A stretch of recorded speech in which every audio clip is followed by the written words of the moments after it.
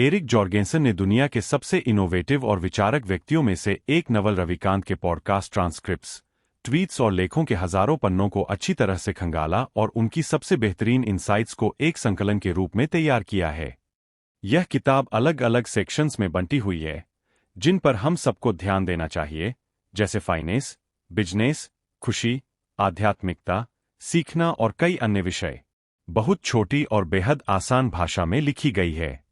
यह उन किताबों में से एक है जो सबसे ज्यादा घनी, डेंस जानकारी से भरी हुई है, फिर भी पढ़ने में सबसे आसान और सुलभ है। यह the almanac of Naval Ravikant किताब में लेखक एरिक जॉर्गेंसन ने उद्यमी और दार्शनिक नवल रविकांत की गहरी और प्रभावशाली अंतर्दृष्टियों को बहुत ही सुंदर तरीके से संकलित किया है। यह किताब धन, वेल्थ और खुशी, हैप्पीनेस दोनों को विकसित करने का एक शानदार गाइड है।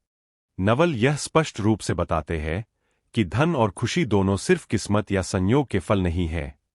किताब पिछले 10 सालों की नवल की सबसे प्रभावशाली विचारों का संग्रह है, जो उनके खुलकर दिए गए इंटरव्यूज और चिंतनों से लिया गया है।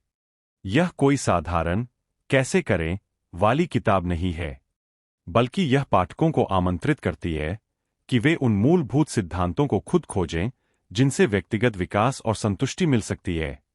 इससे पाठक खुद अपनी अनोखी यात्रा बना सकते हैं, एक ऐसी जिंदगी की तरफ जो समृद्धि और आनंद दोनों से भरी हो। एरिक जॉर्गेंसन एक सफल उद्यमी, लेखक और निवेशक है। वे जार्ली कंपनी की फाउंडिंग टीम में शामिल थे। 2014 से अब तक उन्होंने अपनी रोचक ऑनलाइन कंटेंट के जरिए 10 लाख से ज्यादा पाठकों को आकर्षित किया है। लेखन के अलावा एरिक की एक मजेदार व्यक्तिगत यात्रा भी है। वे परफेक्ट सैंडविच बनाने और खाने की कोशिश में लगे हुए हैं। समझें कि धन कैसे बनाया जाता है। धन बनाना एक कौशल है जिसे विकसित किया जा सकता है। यह सिर्फ मेहनत करने से नहीं, बल्कि यह जानने से होता है कि आपको क्या काम करना चाहिए और अवसरों का सही तरीके से लाभ कैसे उठाना चाहिए। धन वह है जो संपत्ति जमा करता है और लगातार आय उत्पन्न करता है, जबकि पैसा सिर्फ मूल्य स्थानांतरित करने का एक माध्यम है। धन को अच्छी चीज मानना बहुत जरूरी है। अगर आप धन को नैतिक रूप से स्वीकार नहीं करेंगे, तो आप उसे कभी हासिल नहीं कर पाएंगे। सोशल स्टेटस और दिखावे की होड़ में न पड़े। असली धन सृजन पर ध्यान केंद्रित करें। वित्तीय स्वतंत्रता तब आती है जब आप किसी बिजनेस का हिस्सा, इक्विटी, अपने पास रखते हैं, न कि सिर्फ समय बेचकर पैसे कमाते हैं। उन चीजों को पहचाने और उपलब्ध कराएं जिनकी समाज को जरूरत है, लेकिन वह अभी खुद को इसकी जानकारी नहीं है। ऐसे उद्योग और पार्टनर चुनें जो लंबे समय तक साथ चलने वाले सहयोग को बढ़ावा दें। इंटरनेट ने करियर के अवसरों को बहुत ज्यादा बढ़ा दिया है। विशेष ज्ञान, स्पेसिफिक नॉलेज विकसित करें। वह ज्ञान जो आपको अपने जुनून से मिलता है और जिसे आसानी से ट्रेनिंग देकर किसी और को नहीं सिखाया जा सकता। अपने जोखिमों की जिम्मेदारी खुद लें। इससे आपको इक्विटी और लीवरेज मिलता है। कोर और मीडिया दो ऐसे लीवरेज है जो आपके लिए पैसिव तरीके से काम कर सकते हैं। बुनियादी स्किल्स में खुद को डुबोएं, जनरल बिजनेस एजुकेशन से बचें। एक्शनेबल काम पर फोकस करें। अपना व्यक्तिगत घंटे का रेट तय करें ताकि आप समय का सही प्रबंधन कर सकें। अपने क्षेत्र में सबसे बेहतर बनने की कोशिश करें। लगातार अपनी स्किल्स और क्षमताओं को निखारते रहें। पैसा एक सामाजिक संरचना है जो मेहनत से जुड़ा होता है, जबकि धन वे संपत्तियां हैं जो अपने आप आय उत्पन्न करती है। धन हासिल करने के लिए आपको समाज को वह अनोखा मूल्य प्रदान करना होगा जो आप दे सकते हैं, और यह मूल्य इतना बड़ा होना चाहिए कि उसे स्केल बढ़ाया जा सके। मान लीजिए आपको ऑर्गेनिक स्किन केयर प्रोडक्ट्स बनाने का शौक है। अगर आप इन्हें सिर्फ लोकल मार्केट में बेचते हैं, तो आप समय के बदले पैसे कमा रहे हैं। इसके बजाय आप एक ऑनलाइन प्लेटफॉर्म बनाएं जहां आप लोगों को नेचुरल स्किन केयर के फायदों के बारे में एजुकेट करें। आकर्षक वीडियोज और आर्टिकल्स के जरिए अपना ज्ञान शेयर करें। इससे आप न सिर्फ मूल्यवान कंटेंट दे रहे हैं, बल्कि अपने बिजनेस को लोकल से बाहर स्केल भी कर रहे हैं। यह तरीका आपको टेक्नोलॉजी का लाभ उठाते हुए समाज की उभरती जरूरतों की सेवा करने का मौका देता है, और आप अपने पसंदीदा काम के साथ साथ धन भी कमा सकते हैं। धन और पैसे के बीच अंतर। Critical interpretation. यह अध्याय धन और पैसे के बीच अंतर पर जोर देता है और कहता है कि असली मूल्य लंबे समय तक चलने वाली संपत्तियां बनाने में है, न कि तुरंत पैसे कमाने में। हालांकि कुछ लोग मानते हैं कि यह दृष्टिकोण धन सृजन की जटिलताओं को सरल बना देता है। हर किसी के पास अवसर और संसाधन समान रूप से उपलब्ध नहीं होते। साथ ही सिर्फ धन पर फोकस करने से सामाजिक जिम्मेदारी और नैतिक पहलुओं की उपेक्षा हो सकती है। इस विषय पर गहराई से समझने के लिए थॉमस पिकेटी की किताब capital in the 21st century पढ़ी जा सकती है। विशिष्ट ज्ञान, जैसे बिक्री कौशल और अनोखी प्रतिभाएं, जन्मजात होते हैं और व्यक्तिगत अनुभवों के माध्यम से विकसित होते हैं। इन्हें औपचारिक शिक्षा के जरिए नहीं सिखाया जा सकता, लेकिन पढ़ने और अभ्यास से इन्हें और बेहतर बनाया जा सकता है। इसमें बिक्री कौशल, संगीत की प्रतिभाएं, जुनूनी व्यक्तित्व, साइंस फिक्शन में रुचि, गेम थ्योरी की समझ और जर्नलिज्म में जांच पड़ताल कौशल शामिल है। विशिष्ट ज्ञान खोजने के लिए लोकप्रिय ट्रेंड्स के बजाय अपनी जन्मजात रुचियों का पीछा करना जरूरी है। सच्चाई से काम करने पर अनोखे कौशल विकसित होते हैं। इंटरनेट ने हर व्यक्ति को अपनी अभिव्यक्ति और बिजनेस बनाने का मौका दिया है। सच्ची प्रतिस्पर्धा नकल से पैदा होती है। प्रामाणिकता आपको प्रतिस्पर्धी बढ़त देती है, क्योंकि यह ऐसी अनोखी चीज पैदा करती है जो नकल नहीं की जा सकती। सफल लोग इस सिद्धांत को साबित करते हैं। तेजी से बदलते दुनिया में संपत्ति बनाने के लिए लगातार सीखना बहुत जरूरी है। सफलता अनुकूलनशीलता और बुनियादी कौशलों पर निर्भर करती है, न कि संक्रेय क्षेत्र की गहरी विशेषज्ञता पर। किसी विषय में मास्टरी हासिल करने के लिए उस पर जुनून होना चाहिए। लंबे समय की सफलता चाहे धन, रिश्ते या ज्ञान, कंपाउंड इंटरेस्ट के सिद्धांत पर आधारित होती है। बिक्री कौशल विशिष्ट ज्ञान का एक बेहतरीन उदाहरण है, जो कई लोगों में स्वाभाविक रूप से होता है। इन्हें नेचुरल सेल्समैन कहा जाता है। ये कौशल औपचारिक शिक्षा से नहीं आते, बल्कि व्यक्तिगत अनुभवों और जन्मजात क्षमताओं से आते हैं। इन्हें पढ़ने, ट्रेनिंग और असली दुनिया के अभ्यास से और बेहतर बनाया जा सकता है। विशिष्ट ज्ञान आनुवंशिक गुणों, परवरिश और व्यक्तिगत अनुभवों का अनोखा मिश्रण है। अपनी अनोखी क्षमताओं को पहचानना बहुत जरूरी है, क्योंकि कोई भी व्यक्ति आपकी सच्चाई से मुकाबला नहीं कर सकता।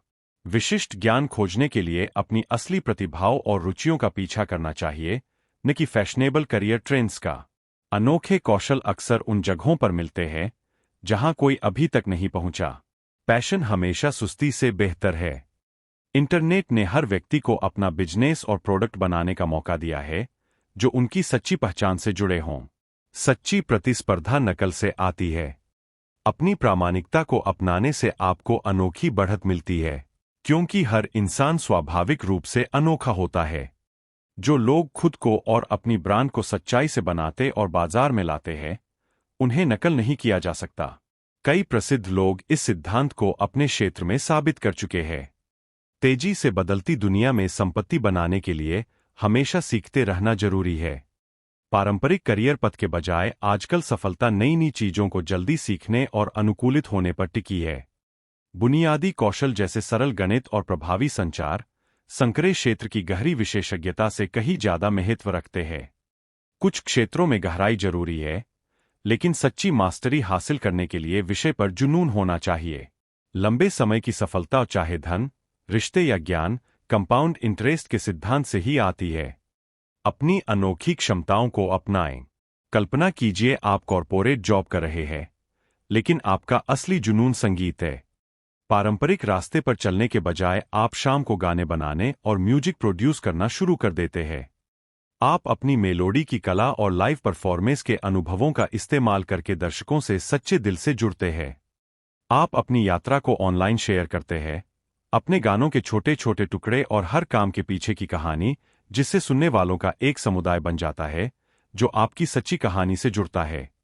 अपनी अनोखी क्षमताओं और रुचियों को अपनाकर आप धीरे धीरे फॉलोइंग बना लेते हैं और अंत में एक ऐसा करियर तैयार करते हैं जो आपके असली स्वभाव को दर्शाता है। यह साबित करता है कि आपका विशिष्ट ज्ञान आपको नकल से भरे उद्योग में अलग खड़ा करता है। विशिष्ट ज्ञान मुख्य रूप से जन्मजात और अक्सर गैर पारंपरिक होता है। यह बात इसकी पहुंच पर सवाल उठाती है। क्रिटिकल व्याख्या। रविकांत का कहना है कि बिक्री कौशल या कलात्मक प्रतिभाएं जैसे विशिष्ट ज्ञान जन्मजात होते हैं और औपचारिक शिक्षा से अलग है। इससे ऐसा लगता है कि व्यक्तिगत अनुभवों को संस्थागत शिक्षा से ज्यादा महत्व दिया जा रहा है। लेकिन यह विचार उन सामाजिक आर्थिक बाधाओं को नजरअंदाज कर सकता है जो कई लोगों के लिए अपनी जन्मजात क्षमताओं को खोजने और विकसित करने के अवसर सीमित कर देती है। आलोचकों का कहना है कि हर किसी के पास समान संसाधन या सहारा नहीं होता। अपनी जन्मजात क्षमताओं का पता लगाने के लिए यह बात उठाते हुए कि सफलता उतनी ही परिस्थितियों पर निर्भर हो सकती है जितनी क्षमता पर। उदाहरण के लिए समाजशास्त्री पियरे बोर्डियू चर्चा करते हैं कि सांस्कृतिक पूंजी शैक्षिक और व्यावसायिक सफलता को कैसे प्रभावित करती है, जो विशिष्ट कौशलों को विकसित करने की क्षमता में संदर्भ कॉन्टेक्स्ट की अहमियत को उजागर करती है। बोर्डियू 1977। इस प्रकार हालांकि प्रामाणिकता और अपनी अनोखी क्षमताओं को अपनाने का महत्व है, फिर भी यह जरूरी है कि हम उन व्यवस्थागत सिस्टेमिक कारकों पर भी विचार करें जो हमारे विशिष्ट ज्ञान तक पहुंचने और उसे विकसित करने की क्षमताओं को आकार देते हैं। यह अध्याय लंबे समय के संबंधों और प्रयासों में संलग्न होने के मूल्य पर जोर देता है, साथ ही समय के साथ विश्वास और प्रतिष्ठा बनाने के लाभों को भी उजागर करता है। चक्रवृद्धि ब्याज सिर्फ वित्तीय क्षेत्र में ही नहीं, बल्कि संबंधों और प्रतिष्ठा में भी लागू होता है। जहां लगातार सकारात्मक कार्यों के माध्यम से विश्वास का निर्माण होता है, जो सहयोग और कुल मूल्य को तेजी से बढ़ाता है। लंबे समय के साझेदारी संबंध आपसी विश्वास और सहयोग को बढ़ावा देते हैं। एलाद गिल के साथ काम करने जैसे उदाहरण अच्छी भावना और पारस्परिक संबंधों के महत्व को दर्शाते हैं। कार्यों का वास्तविक प्रभाव इरादों से ज्यादा मायने रखता है। नैतिक व्यवहार को परिभाषित करने वाले वे लगातार कार्य हैं जो समय के साथ मूल्यवान संबंधों का निर्माण करते हैं। हालांकि हमारी बहुत सी कोशिशें व्यर्थ लग सकती है, फिर भी उनसे महत्वपूर्ण सबक सीखे जा सकते हैं। इसलिए जरूरी है कि हम उन प्रयासों पर ध्यान केंद्रित करें जिनसे लंबे समय में बड़ा प्रतिफल मिलता है। अनुत्पादक अनप्रोडक्टिव कामों से जल्दी बाहर निकलना बहुत जरूरी है। उन प्रयासों को पहचानकर उनमें प्रतिबद्धता दिखाना जिनमें लंबे समय तक टिकने का मूल्य हो, जीवन में चक्रवृद्धि ब्याज हासिल करने की संभावनाओं को बढ़ाता है। चक्रवृद्धि ब्याज सिर्फ वित्त में ही प्रासंगिक नहीं है, बल्कि संबंधों और प्रतिष्ठा में भी बेहद महत्वपूर्ण है। समय के साथ लगातार सकारात्मक कार्यों के जरिए विश्वास बनता है, जिससे व्यापार में बातचीत और सहयोग बहुत आसान हो जाता है। व्यक्तिगत विकास के लिए जवाबदेही को अपनाएं। कल्पना करें कि आपको कार्यालय में किसी प्रोजेक्ट का नेतृत्व करने का दायित्व सौंपा गया है। पूरी जिम्मेदारी लेने से आप न केवल अपनी विश्वसनीयता बढ़ाते हैं, बल्कि भविष्य के अवसरों के लिए जाने माने व्यक्ति भी बन जाते हैं। भले ही गलतियां हो जाए, अपनी गलतियों को स्वीकार करने की आपकी इच्छा आपकी प्रतिष्ठा और विकास की संभावनाओं को और मजबूत बनाती है। जवाबदेही को अपनाने से जोखिम लेने के माध्यम से व्यक्तिगत विकास और सामाजिक योगदान दोनों को तेजी से बढ़ाया जा सकता है। लेखक जवाबदेही को विकास और सशक्तिकरण का मार्ग बताते हैं। यह समझना जरूरी है कि सभी व्यक्ति व्यक्तिगत जिम्मेदारी अपनाने पर एक जैसे परिणाम नहीं पाते। सामाजिक सहायता प्रणालियां, संसाधनों तक पहुंच और व्यक्तिगत लचीलापन जैसे कारक किसी व्यक्ति की जवाबदेही को सफलता में बदलने की क्षमता को बहुत अधिक प्रभावित करते हैं। आलोचक तर्क देते हैं कि असफलता से जुड़ी संभावित कलंक स्टिग्मेटाइजेशन एक क्षमाशील संस्कृति के दावों के बावजूद कई लोगों में असुरक्षा और हिचकिचाहट पैदा कर सकती है। इसके अलावा सफल परिणाम अक्सर उस संदर्भ पर निर्भर करते हैं जिसमें व्यक्ति काम कर रहा होता है। जो एक व्यक्ति के लिए काम करता है, वह दूसरे के लिए लागू नहीं हो सकता, जैसा कि विभिन्न आर्थिक व्यवस्थाओं में देखा जाता है। निर्णय लेने के पूर्वाग्रहों पर गहन अंतर्दृष्टि के लिए डैनियल काहनमैन की पुस्तक थिंकिंग फास्ट एंड स्लो देखें। अगर आप किसी व्यवसाय का हिस्सा इक्विटी नहीं रखते, तो वित्तीय स्वतंत्रता हासिल करना नामुमकिन है। इक्विटी का स्वामित्व ही संपत्ति सृजन और साधारण नौकरी वेतनाधारित काम के बीच अंतर पैदा करता है। नौकरी से मिलने वाला वेतन, भले ही डॉक्टरों और वकीलों जैसे उच्च वेतन वाले पेशेवरों का हो, वित्तीय स्वतंत्रता या निष्क्रिय आय पैसिव इनकम की ओर कभी नहीं ले जाता। स्वामित्व के बिना आपकी आय सीधे आपके समय से बंधी रहती है। आप तभी कमाते हैं जब काम करते हैं।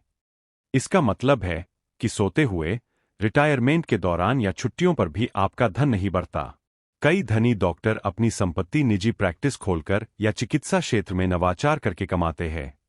वे अपना खुद का ब्रांड बनाते हैं, बजाय किसी और के लिए काम करने के, जहां मालिकाना हक और सारे लाभ दूसरे के पास रह जाते हैं। इक्विटी रखने का मतलब है कि आप व्यवसाय की ऊपरी लाभ संभावना, अपसाइड पोटेंशियल, को अपने पास रख लेते हैं, जबकि कर्ज आपको निश्चित रिटर्न के साथ जोखिम में डाल देता है। किसी व्यवसाय में इक्विटी न होने पर बहुत अधिक आय कमाने की संभावना बेहद कम हो जाती है। इक्विटी हासिल करने के लिए आप छोटे शेयरधारक बनकर शुरू कर सकते हैं या अपनी खुद की कंपनी स्थापित कर सकते हैं। संपत्ति का सच्चा रास्ता किसी उत्पाद, व्यवसाय या बौद्धिक संपदा, इंटेलेक्चुअल प्रॉपर्टी, में हिस्सेदारी रखने में है, न कि सिर्फ घंटे दर घंटे काम करने में। वास्तविक संपत्ति अपनी खुद की कंपनी शुरू करने या निवेश करने से आती है, न कि काम के घंटे बढ़ाने से। जो लोग संपत्ति जमा करते हैं, वे अक्सर इक्विटी के जरिए ऐसा करते हैं, या तो किसी टेक कंपनी के स्टॉक ऑप्शंस के माध्यम से या किसी वेंचर में सीधे स्वामित्व लेकर। Leverage, leverage. लीवरेज का इस्तेमाल आपके निवेश की क्षमता को कई गुना बढ़ा सकता है और आपके रिटर्न में बहुत बड़ी वृद्धि कर सकता है। कल्पना कीजिए कि आप एक स्टार्टअप कंपनी में निवेश करने का फैसला करते हैं, जो तेजी से अभूतपूर्व विकास दर्ज कर रही है। इक्विटी, हिस्सेदारी धारक के रूप में जब आप कहीं यात्रा पर घूम रहे होते हैं, तब भी आपको मुनाफा मिलता रहता है और आपकी संपत्ति बढ़ती जाती है, भले ही आप उस समय बिल्कुल काम न कर रहे हों। आज की दुनिया में सच्ची बौद्धिक जिज्ञासा, जेन्युइन इंटेलेक्चुअल क्यूरियोसिटी, को आगे बढ़ाने से आर्थिक पुरस्कारों के लिए अपार अवसर पैदा होते हैं। तत्काल वित्तीय लाभ के लिए ट्रेंड्स का पीछा करने के बजाय व्यक्ति को अपनी व्यक्तिगत पैशन और शौकों की खोज करनी चाहिए, ताकि अनोखा ज्ञान और कौशल विकसित हो सके। केवल आनंद के लिए किए गए कार्य उच्च गुणवत्ता वाले परिणाम देते हैं और सफलता दिलाते हैं। इसका प्रमाण लेखक का सबसे लाभदायक वर्ष है, जो धन कमाने पर ध्यान केंद्रित करने के बजाय आनंद से प्रेरित था। लीवरेज के रूप। सफलता को कई गुना बढ़ाने वाले लीवरेज के 3 मुख्य रूप हैं। श्रम, लेबर, दूसरों के काम का लाभ उठाना। यह पारंपरिक रूप प्रबंधन और नेतृत्व की जटिलताओं के कारण काफी चुनौतीपूर्ण हो सकता है। धन, मनी, पूंजी का बुद्धिमानी से उपयोग करने से निर्णयों की स्केलेबिलिटी बहुत बढ़ जाती है। पिछले 100 वर्षों में यह संपत्ति संचय का प्रमुख रूप रहा है। पुनरुत्पादन की सीमांत लागत शून्य वाले उत्पाद, products with no marginal cost of replication, media, core और कंटेंट क्रिएशन में नवाचार व्यक्तियों को बिना किसी बड़े वित्तीय निवेश के बड़े दर्शकों तक पहुंचने और अपना आउटपुट अधिकतम करने की शक्ति देते हैं। इस अध्याय में मुख्य फोकस उन करियर और जॉब अवसरों को चुनने पर है, जो व्यक्ति को मुख्य रूप से उनके निर्णय क्षमता, जजमेंट, के बदले मुआवजा देते हैं, न कि सिर्फ उनके श्रम, लेबर, के बदले। विचार यह है कि रोबोट्स और कंप्यूटर जैसी तकनीक का इस्तेमाल करके काम करवाया जाए, जबकि व्यक्ति अपने समय और निर्णय लेने की प्रक्रिया पर पूरा नियंत्रण रखे। व्यक्तियों को चाहिए कि वे किसी खास क्षेत्र में गहरा ज्ञान हासिल करें और उस विशेषज्ञता के लिए पुरस्कृत हों। इससे उनके व्यवसाय में लीवरेज बढ़ता है और उन्हें इनपुट, समय, मेहनत के बजाय आउटपुट, परिणाम, के आधार पर मूल्यांकन मिलता है, जो बेहतर समय प्रबंधन की सुविधा देता है। निर्णय लेने की सटीकता में छोटा सा सुधार भी बहुत बड़ा वित्तीय पुरस्कार दे सकता है। उदाहरण के लिए, थोड़ी बेहतर निर्णय क्षमता वाला व्यक्ति बड़ी कंपनियों को सही दिशा देने के लिए भारी भरकम रकम मांग सकता है। अध्याय में बताया गया है कि सीईओ इतनी ऊंची सैलरी इसलिए पाते हैं क्योंकि उनके पास लीवरेज होता है। निर्णय क्षमता में मामूली अंतर भी बहुत बड़ा प्रभाव पैदा कर सकता है। प्रदर्शित निर्णय क्षमता और मजबूत प्रतिष्ठा का होना बेहद जरूरी है। वॉरेन बफेट जैसे लोगों को उदाहरण के रूप में दिया गया है, जिन्होंने जवाबदेही और निरंतर सफलता के माध्यम से बहुत बड़ी विश्वसनीयता बनाई है। इसी वजह से दूसरों द्वारा उन पर भरोसा किया जाता है और उनका लीवरेज बढ़ता है। अध्याय इस बात पर जोर देता है कि आज के लीवरेज वाले युग में अपने क्षेत्र में शीर्ष पर होना बहुत महत्वपूर्ण है। मामूली सुधार भी लीवरेज के बढ़े हुए प्रभाव के कारण बहुत बड़े वित्तीय पुरस्कार दे सकते हैं। इसमें अल्पकालिक व्यस्तता, शॉर्ट टर्म बिजी वर्क और सूचित निर्णय लेने के लिए समय निकालने के मूल्य के बीच अंतर दिखाया गया है। बफेट को इसलिए उदाहरण दिया गया है कि वे कोई भी कदम उठाने से पहले रणनीति पर काफी समय बिताते हैं, जिससे लंबे समय तक टिकने वाले परिणाम मिलते हैं। नवल रविकांत अपनी संपत्ति सृजन की यात्रा पर विचार करते हुए कहते हैं कि सफलता अक्सर छोटे छोटे लगातार प्रयासों से आती है, न कि किसी एक बड़े झटके या सिंगल बड़ी जीत से।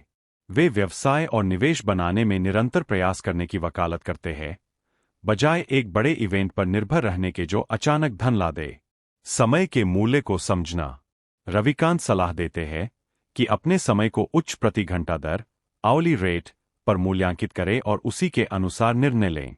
उन्हें विश्वास है कि लोगों को ऐसी गतिविधियों में नहीं पड़ना चाहिए जिनका मूल्य उनकी निर्धारित प्रति घंटा दर को सही न ठहरा सके। शुरुआत में ही उच्च आकांक्षी दर तय कर लेने से काम और जीवन के अनुभवों में किए जाने वाले निर्णय और प्रयास बेहतर प्रभावित होते हैं।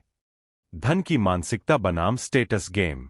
वे धन से नफरत करने वाली मानसिकता के खिलाफ तर्क देते हैं, क्योंकि ऐसी भावनाएं वित्तीय सफलता में बाधा बनती है।